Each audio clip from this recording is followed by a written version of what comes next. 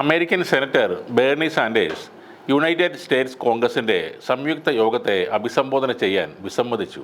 യോഗത്തിൽ ഇസ്രായേൽ പ്രധാനമന്ത്രി Benjamin Netanyahu പങ്കെടുക്കുന്നത് കൊണ്ടാണ് താൻ ഇതിൽ നിന്നും പിന്മാറുന്നതെന്ന് അദ്ദേഹം പറഞ്ഞു.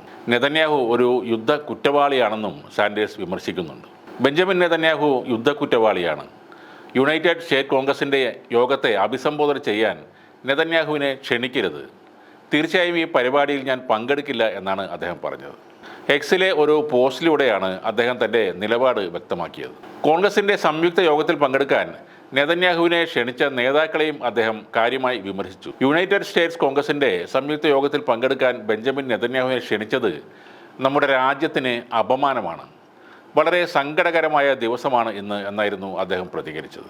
പാലസ്തീൻ സായുധ സംഘടനയായ ഹമാസിനെതിരെ സ്വയം പ്രതിരോധിക്കാൻ ഇസ്രയേലിന് അവകാശമുണ്ടെന്നും എന്നാൽ അതിൻ്റെ പേരിൽ പലസ്തീൻ ജനതയ്ക്കെതിരെ യുദ്ധം ചെയ്യാനും അവരെ കൊന്നെടുക്കാനും ഇസ്രയേലിന് അവകാശമില്ലെന്ന് അദ്ദേഹം പറയുന്നു. 36,000-ലധികം പലസ്തീനികളെ കൊല്ലാനും ഗാസയിലെ ജനസംഖ്യയിലെ 80,000-ൽ-അധികം ജനങ്ങളെ പരിക്കേൽപ്പിക്കാനും ഇസ്രയേലിന് അവകാശമില്ല. 75% ജനങ്ങളെയും അവരുടെ വീട്ടിൽ നിന്നും ഇസ്രയേൽ കുടിയൊഴിപ്പിച്ചു.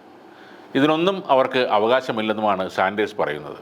ഇതിനിടെ ഡൽഹിയിലും ഗാസയിലെ ഇസ്രയേൽ വംശഹത്യക്കെതിരെ കനത്ത പ്രക്ഷോഭം നടന്നു. നൂറുകണക്കിന് പലസ്തീൻ അനുകൂലികളാണ് ഡൽഹിയിൽ ജന്തർ മന്ദിറിൽ ഇസ്രയേലിനെതിരെ തടിച്ചുകൂടിയത്. കറുത്ത വസ്ത്രം ധരിച്ചും ഗാസയിലെ വംശഹത്യ ഇസ്രയേൽ അവസാനിപ്പിക്കണമെന്ന് എഴുതിയ ബാനറുകളും ഉയർത്തിക്കാട്ടിയാണ് പ്രതിഷേധക്കാർ ജന്തർ മന്ദിറിൽ പലസ്തീന് പിന്തുണ പ്രഖ്യാപിച്ചത്. ദീർഘകാലമായി ഇന്ത്യ പിന്തുടരുന്ന നിലപാടുകളിൽ നിന്ന് വ്യതിചലിച്ച് പലസ്തീൻ ജനതയെ പിന്തള്ളുകയും ഇസ്രയേലിനെ സംരക്ഷിക്കുകയും ചെയ്യുന്നതിൽ നിന്ന് മോദി സർക്കാർ പിന്മാറണമെന്ന് CPIM general secretary Sitaram Yechury പറയുകയും ചെയ്തു. പ്രതിഷേധ റാലിയെ അഭിസംബോധന ചെയ്ത് സംസാരിക്കുകയായിരുന്നു അദ്ദേഹം. ഇസ്രായേൽ പ്രധാനമന്ത്രി ബെഞ്ചമിൻ നെതന്യാഹുവിനെ അന്താരാഷ്ട്ര ട്രിബ്യൂണലിൽ യുദ്ധക്കുറ്റങ്ങൾക്ക് വിചാരണ ചെയ്യുമെന്നും അദ്ദേഹം ആവശ്യപ്പെടുകയുണ്ടായി.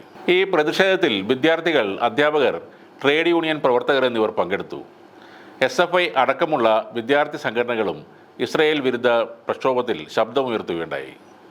പലസ്തീൻ ജനതയ്ക്ക് വേണ്ടി ഇന്ത്യയിലെ മനുഷ്യർ ഐക്യത്തോടെ നിലകൊള്ളണമെന്ന് വിദ്യാർത്ഥികൾ ആഹ്വാനം ചെയ്തു. ഇസ്രായേലിനെതിരെ വിദ്യാർത്ഥികൾ മുദ്രാവാക്യം വിളിക്കുകയും പലസ്തീൻ്റെ പതാക ഉയർത്തുകയും ചെയ്തിരുന്നു.